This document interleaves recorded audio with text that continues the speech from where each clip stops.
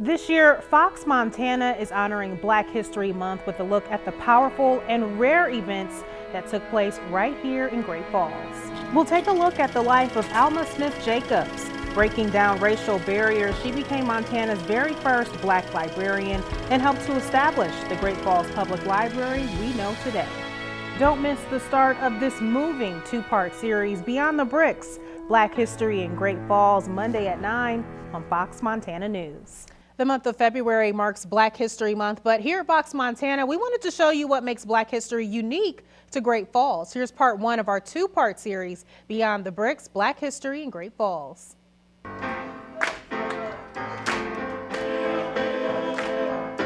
The cause for celebration? The annual reading of the proclamation declaring the month of February Black History Month in Great Falls by Mayor Michael Winters. Well, I think the Black History Month is very important for the Great Falls area. You know, we have a big influence of black folks living here, their input and in our economy and part of Great Falls, and we're all here together. Community members gather to celebrate Black heritage and the trailblazers that have paved the way for minorities here in Great Falls. Many people don't realize the contributions that African Americans have made to Montana history. African Americans like Alma Smith Jacobs, a Great Falls High School graduate who became the state's very first Black librarian. In the 40s and 50s, professional jobs typically were not offered to African Americans. So when Alma Smith Jacobs was named head librarian in 1954, she broke monumental racial barriers. Now these arches stand in memory of her in front of the Great Falls Public Library. And it's Alma Smith Jacobs who later led the drive to build the Great Falls Public Library we still use today, which housed the event in honor of Black History Month. We can legislate a human being's behavior, but we can only God, y'all, can eradicate what is in a human being's heart. Guest speaker Reverend Marcus Collins brought the crowd to their feet, quoting passages from the Bible reinforcing a culture of equality. And historian Ken Robinson says it's in the church that Black history in Great Falls begins. The center of the Black community was the African Methodist Episcopal Church. The first AME congregation formed as early as 1890, and the church still exists today with glass-stained windows honoring those before them, including the family of Alma Smith Jacobs. Who are the heroes in the community? Well, Great Falls has Paris Gibson, but they have a lot of other heroes. One of those heroes is Alma Jacobs, and remembering that is really important.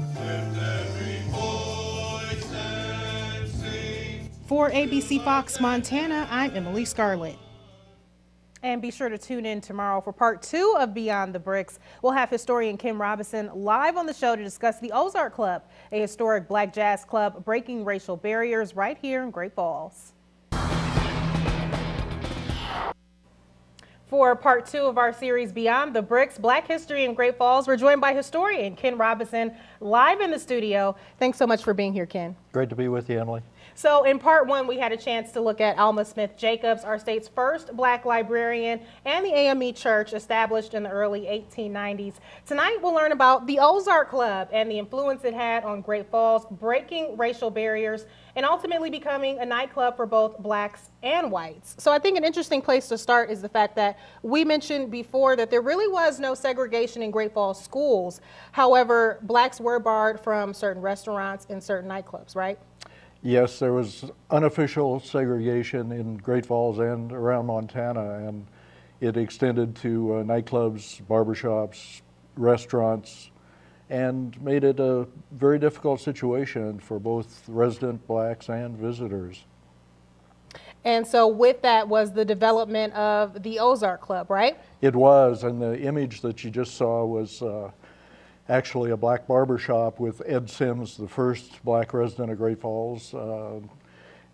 And those barbershops were closed to interracial patrons very early by the unions. And the unions played a big role in shutting Blacks out of the high-paying jobs at the smelter and the rail repair yard and places like that.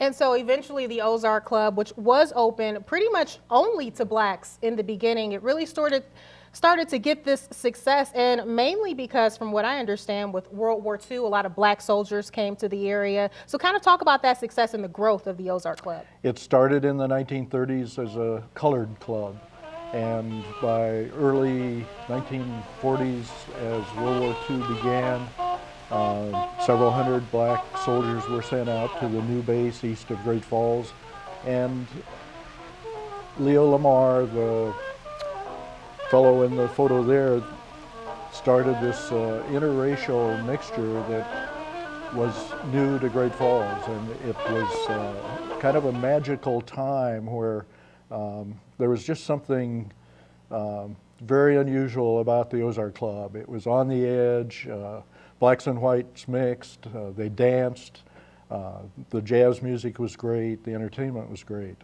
And so on top of that, the club is gaining this popularity, and then there's the house band, the Ozark Band, right? There was, and Leo Lamar's good fortune was to have arrive in Great Falls Bob Mabane, who was a tenor sax player that had begun his career with playing side by side with Charlie Bird Parker in a band in Kansas City.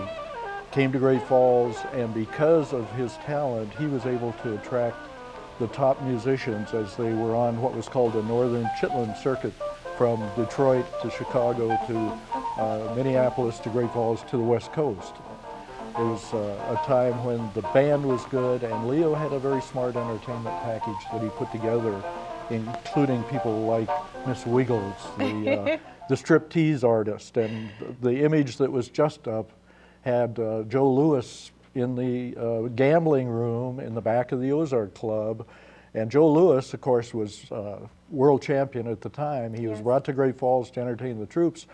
He was wined and dined by the officials during the day, but he had nowhere to go at night. He wasn't allowed in the restaurants and nightclubs, so he hung at the Ozark Club. And so did the Globetrotters. And, you know, the visiting blacks had a home when they came to Great Falls. Lots of big names. Red Fox, you know, I've heard perform there. One of his early careers, and Dorothy Dandridge's sister Vivian was a top vocalist. There were top musicians, Stan Turrentine, Oscar Denard, and so on, would come up through the Ozark Club in the early days of their career. All very exciting stuff. We can honestly talk about it all night, but I just want to finish on this note. Talk about the significance of this club to Great Falls and breaking those racial barriers. The Ozark Club was the first institution in Great Falls to actually break racial barriers, and that was in the 1940s and 50s. Alma Jacobs joined them in the 50s in all of her good work helping to break down in the 50s and 60s, but the Ozark Club started it. Leo Lamar led the charge. Fascinating stuff. Ken, thank you so much for joining us tonight. Enjoyed it.